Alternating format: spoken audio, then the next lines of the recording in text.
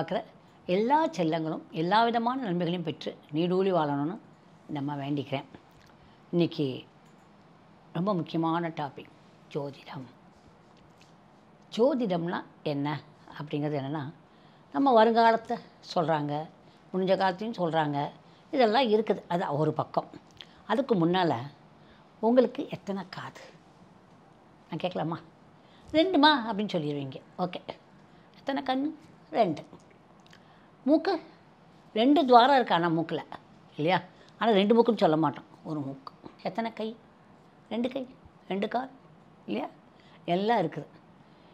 வரையமட்டேனே இதையெல்லாம் படைத்த ஆண்டவன் ஒரு கணக்கு பிரகாரம் தானே வச்சார். அப்போ கணக்கு இருக்குல்ல. ஏன் அதுக்கு பேர் தான் கோல்டன் ரேஷியோ அப்படின்னு சொல்லுவாங்க. ஒரு பூ எடுத்துக்கிட்டிங்கன்னா கூட அது அந்த ரேஷியோவில் தான் இருக்குதுன்னு அர்த்தம். இப்படி இப்படி இருக்கணுங்கிறது ஆண்டவனுடைய கட்டளை. இதுக்கு கூட இருக்க டிஸ்டன்ஸ் எவ்வளவு, இங்கேருந்து இங்கே இந்த டிஸ்டன்ஸ் எவ்வளவு, விழி இருக்குல்ல அதனுடைய டிஸ்டன்ஸ் என்ன, அது கொஞ்சம் அப்படி போயிடுச்சுன்னா நாங்கள் ஸ்குவிண்ட் அப்படிங்கிறோம். கண்ணு அவங்க கொஞ்சம் மாறுகணுப்பா அப்படி சொல்கிறாங்கல்ல, அந்த மாதிரிலாம் இருக்குது. அப்போ எல்லாமே எதில் இருக்குது? நம்பர்ஸ், எண்ணிக்கைகள். எதுக்குமே நம்பர் இல்லாமல் இல்லை. ஒரு நம்பர் இருக்குது, ஒரு எண்ணிக்கை இருக்குது அப்படி சொல்கிறோம். அப்போ இந்த நம்ம பிறப்பிலிருந்து நம்ம டேட் ஆஃப் பர்த் அப்படின்னு தான் முதல்ல சொல்கிறோம். டேட் ஆஃப் பர்த் அப்படின்னு சொல்லுவீங்க. அப்போ அது எதில் இருக்குது? எண்களில் தானே இருக்குது. அது எண்களில் இருக்குது. எதை இந்த உலகத்தில் நீங்கள் எடுத்தீங்கனாலும் சரி, அதுக்கு ஒரு கணக்கு இருக்குது, உண்டா இல்லையா? அப்போ சூரியன் இருக்காப்புல, சந்திரன் இருக்காப்புல, இதெல்லாம் உங்களுக்கு தெரிஞ்ச கிரகங்கள், இல்லையா? மற்றவங்களாம் தெரியாது. சுக்கிரன், ராகு, கேது அதெல்லாம் விட்டுருங்க.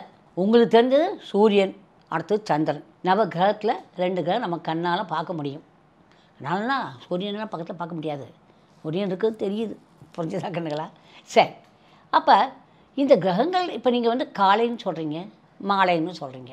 அதுக்காக சூரியன் இல்லாமல் போயிட்டாரா? அவர் இன்னொரு கண்ட்ரியில் இருப்பார். நீங்கள் சொல்லுங்க, இப்போ நமக்கு யூஎஸ் டைம் என்னப்பா, டைரெக்டாக நீங்கள் நைட்டில் போயிட்டு இந்த அவரை கூட்டிக்கோங்கம்பிங்க. 3 ஹவர் முன்னால் போங்க, இல்லை முன்னால் போங்க, அந்த மாதிரி கண்ட்ரி சொல்கிறீங்க. அப்படி எல்லாத்தையுமே என்ன பண்ணுறோம்? ஒரு கணக்கில் தான் வச்சுருக்கோம். மனிதனுடைய இதயம் கூட 72 தரம் அடிக்குதுன்னு சொல்கிறோம். Pulse 72 per minute according to the heart rate. புரிஞ்சுதா? அப்போ மட்டும் இல்லை, பிபி, உங்களுடைய எல்லா பேராமீட்டர்ஸும், லிவர் என்ன வேலை செய்யுது அதுக்கு ஒரு பேராமீட்டர் இருக்குது, கிட்னி என்ன வேலை செய்யுது அதுக்கு ஒரு பேராமீட்டர் இருக்குது. எல்லாத்தையுமே என்ன பண்ணுறோம்? ஒரு எண்ணிக்கைகளில் கொண்டு வந்துடுறோம். இதுதான்மா ஜாதகம். ஜோசியங்கிறது என்ன அப்படின்னா, இந்த மாதிரி கணிப்புகள் இதுக்குள்ளே அடங்கும், இவ்வளோக்குள்ளே இருக்கும். ஒரு குழந்தை இந்த டயத்தில் பிறந்து இருந்தால் அப்போ நீங்கள் கேட்கலாம், தலை வந்தால் தான் சொல்கிறாங்க, மூச்சு வந்தால் தான் நாங்கள் நாங்கள் கணக்கில் எடுக்கிறதுங்க. ஒரு மனிதன் தலை வந்துருச்சுங்கிறது சில இதில் சொல்கிறாங்க ஆக மக்கள், சில இதில் மூச்சு எடுக்கிறது. இப்போ நாங்கள் என்ன சொல்லுவோம், அந்த குழந்தை வெளியே வந்த உடனே ஃபஸ்ட் நாங்கள் என்ன பார்ப்போம்? மூச்சு எடுக்கணும். அந்த பிள்ளை கத்தணும், கத்தியே ஆகணும், வேறு வழியே இல்லை. பிறக்கிறப்பே கத்துறான். ஐயோ இந்த டாக்டர் மகிட்டியா நம்ம பிறந்தோமா இந்தம்மா இருக்கிற பக்கத்தில் அப்படின்னு நினச்சிட்டா நான் கூட சொல்லுவேன், என்ன ஸ்டாஃப் உங்களை பார்த்தா கத்துது அப்படிம்பேன். டெலிவரி வார்டில் உங்களை பார்த்தா கத்துதுன்னு அப்படின்னு சொன்னேன். ஐயோ கத்தியச்சே பாருங்கள் அப்படிம்பாங்க.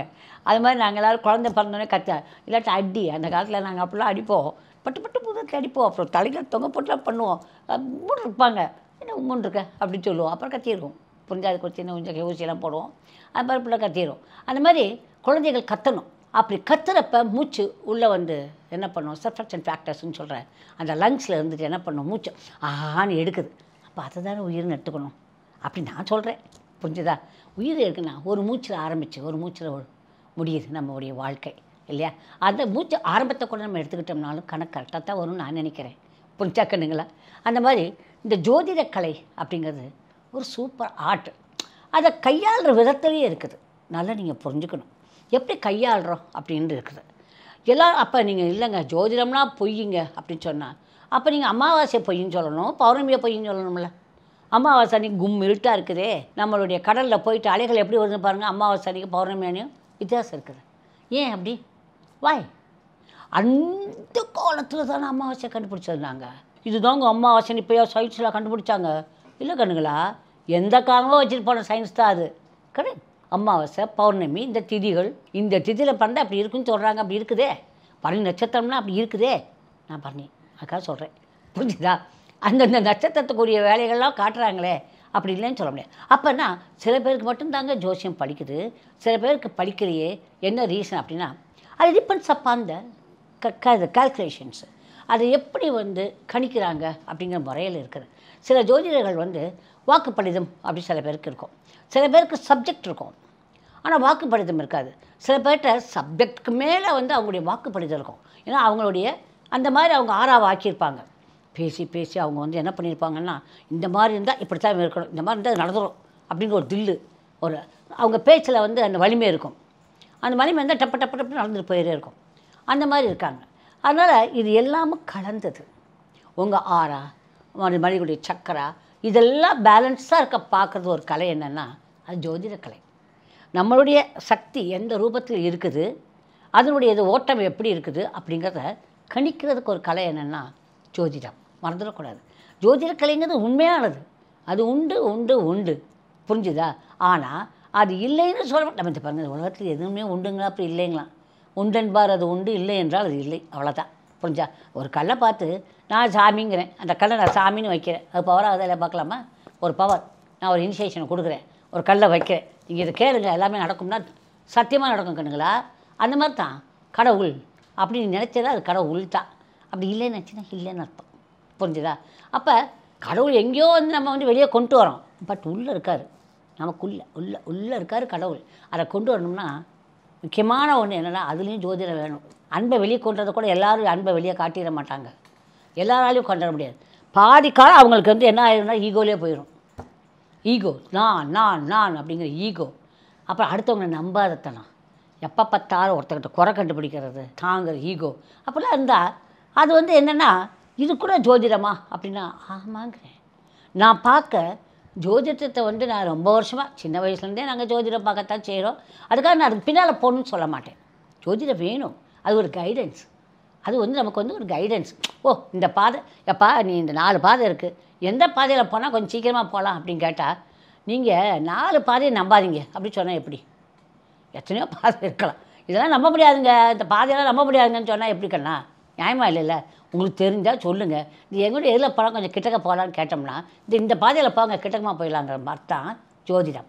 இந்த பாதையில் போனோம்னா உனக்கு உன்னுடைய பிறந்த நேரத்துக்கும் உன்னுடைய பிறந்த நாளுக்கும் இது சரிப்பட்டு வரும்னு அவங்க சொன்னாங்கன்னா எடுத்துக்கலாம். புரிஞ்சா? அது சில பேருக்கு வந்து 100% கரெக்டாக இருக்கும், சில பேருக்கு 80%, சில பேருக்கு 90%. அது depends upon the mental attitude also. நம்மளெல்லாம் ஓகே கேட்டு வச்சுட்டு அந்த பாதையை தெரிஞ்சுக்கிட்டால் கூட போதும். இதுதான் ஜோதிடங்கிறது. ஜோதிடம் வந்து சாதாரண கலை கிடையாது, ஒரு மாபெரும் கலை. என்னடா இந்த அம்மா அப்படி சொல்கிறாங்களே அப்படின்னு தோணுதில்ல? ஆமாம் கண்ணா, அதை பிராக்டிஸ் அவ்வளோ ஈஸியாக பிடிச்சிட முடியாது. ஒரு கிரகம் இருக்குது, இப்போ சூரியன், அதுக்குண்டான ஒரு வீடு இருக்கும். இந்த இடத்துல சூரியன் வந்து ஆட்சியில் இருக்கார், இந்த இடத்துல உச்சத்தில் இருக்கார், இந்த இடத்துல அவர் கூட வந்து அவருடைய எனிமி கூட இருக்காப்புல. ஆனால் அந்த மாதிரி யாருக்கு என்னென்ன அவங்களுடைய கட்டங்கள், புரிஞ்சுதா? அந்த நவகிரகத்தையும் யாருக்கு என்னென்ன பலன்கள், அவங்க ரிலேஷன்ஷிப் என்ன, அந்த ரிலேஷன்ஷிப்புக்கு ரிலேஷன்ஷிப்ஸ் என்ன, ராசி அம்சம் இதெல்லாம் இருக்குது இல்லையா? இன்னும் அதில் போயிட்டே இருக்கும். பலதரப்பட்ட யோகங்கள், சாதாரண யோகம் இல்லை. உதாரணத்துக்கு நான் சொல்கிறேன், ஒரு சந்திரமங்கல யோகம், அதுக்கப்புறம் சொல்லுவாங்க அவங்களுக்கு வந்து தோஷம் இருக்குது, செவ்வாய் தோஷம் இருக்குது, இப்படி நிறையா விஷயங்கள் அடங்கினது தான் இந்த ஜோதிடம். அதில் அதை அவ்வளோ ஈஸியாக கற்றுக்க முடியாது கணக்குங்களா.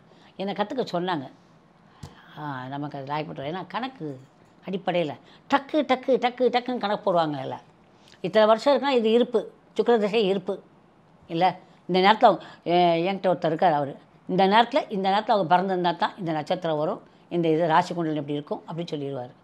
அதை விட எப்படின்னா ஜோதிடத்தை பல வகையான ஒரு அப்ரோச் இருக்கும். எப்படின்னா இந்த நெத்தியினுடைய அளவை மட்டும் அளந்து எப்படி அப்படின்னு எடுப்பாங்க. இந்த அளவை வச்சு எனக்கு ராசி குண்டலி போட்டவங்க தெரியும். அதை விட நம்ம கையினுடைய இந்த அளவை ஒரு நூலில் அளந்து அதை பண்ணியிருக்காங்க, ஜோதிடம் போட்டிருக்காங்க. புரிஞ்சுதா? இத்தனை மாதிரி அப்போ சித்தர்கள்லாம் இருக்காங்க. அப்படியே அசந்து போயிருக்கேன். டக்கு டக்குன்னு கட்டம் எப்படி இதை மட்டும் அளந்து கட்டம் போட்டிருக்காங்க, வருங்காலத்தை அப்படி சொல்லியிருக்காங்க. அந்த மாதிரிலாம் நம்ம இதில் அந்த காலகட்டத்தில் பார்த்திங்கன்னா ரொம்ப ரொம்ப ரொம்ப ஜோதிட கலையில் வந்து ரொம்ப ரொம்ப வல்லுநர்கள் இருந்திருக்காங்க. அது இல்லை நீங்கள் சொல்ல முடியாது. அதை விட எப்படின்னா கை ரேகை எப்படி வச்சு எடுத்துகிட்டு அந்த ரேகையை வச்சு சொல்கிறாங்க. அப்புறம் நீங்கள் வைத்தீஸ்வரன் கோயில் ஓலைச்சுவடியெல்லாம் கேள்விப்பட்டிருப்பீங்க.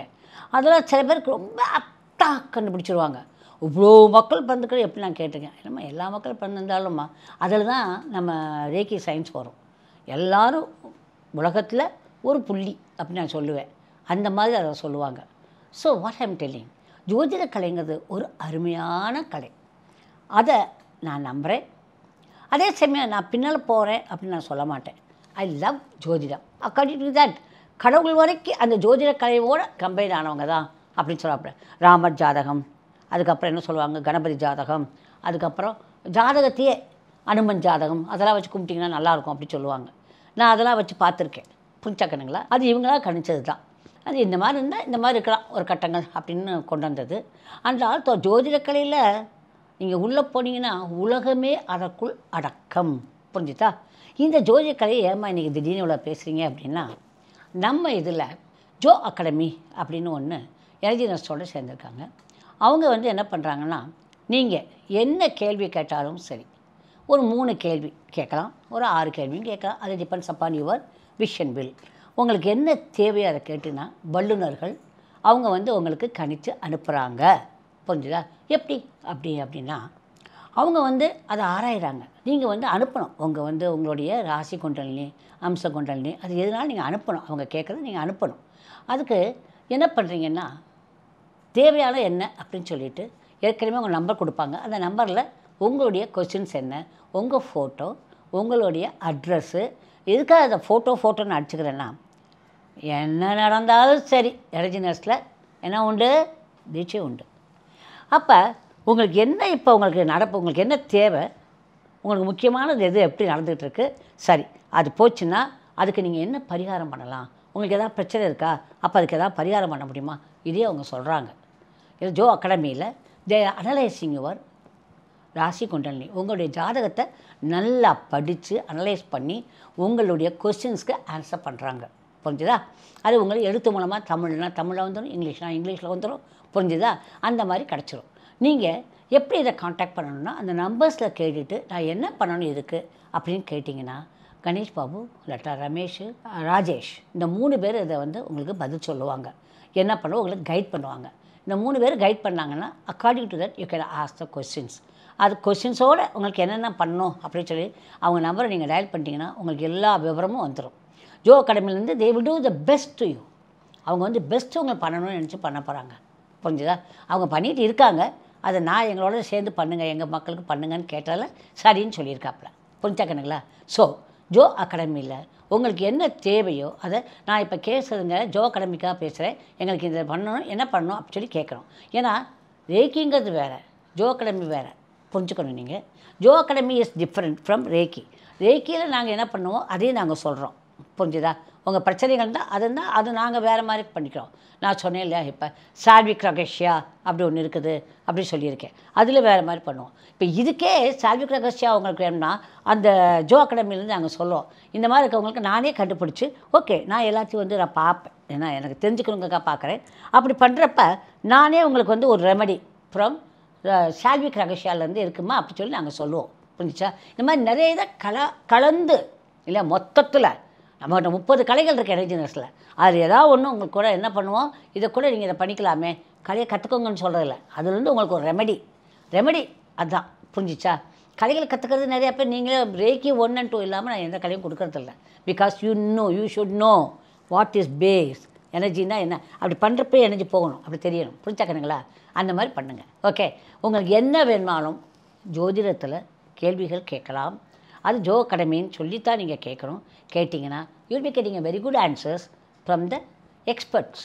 அவங்களாம் எக்ஸ்பர்ட்ஸு, அவங்க உங்களுக்கு கொடுப்பாங்க. Okay, I love you all my lovely children. Good luck. Bye.